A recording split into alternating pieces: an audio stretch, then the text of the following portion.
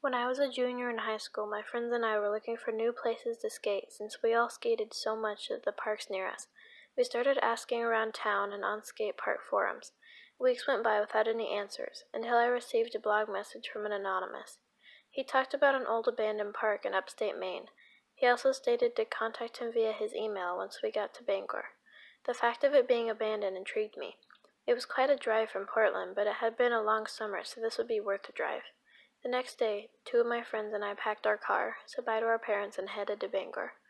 We reached Bangor in a little over 2 hours. I emailed the guy, and he told me to head towards Grandview Avenue until you reach Pretis Woods. Then enter the woods. I emailed the guy back and asked him where the hell in all these woods would we find the park.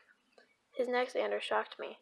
We were instructed to pay attention to the trees that had arrow sketchings, that only arrows with an image of the all-seeing eye above them were the ones that led to the park. I was starting to doubt the legitimacy of what this man was saying, but nevertheless we walked on. The woods were full of noises that made me jump. One of my friends, Mark, wanted to head back, but we didn't drive all this way to go back home now. After around 45 minutes of searching, we found it. The park was oddly rusted, but in overall good shape. It was thoroughly overgrown, weeds everywhere, trees overhanging the pipes, and various plants of shrubs everywhere. It looked awesome. There were quarter pipes, half pipes, railings, ramps of various sorts, and even a long tunnel that led to an elevated ramp jump. We exchanged looks at each other in back of the park. We grabbed our boards and instantly started skating. The pipes were so huge and fast I thought I was going to burn into ash. While Mark and I were exchanging turns down the pipe, my other friend Spencer headed down the tunnel. We didn't even notice he was gone. Not until it started to get dark. Maybe we were too focused on what we were doing, or maybe even something else. But either way, he was gone. We called his name over and over again, but he didn't show.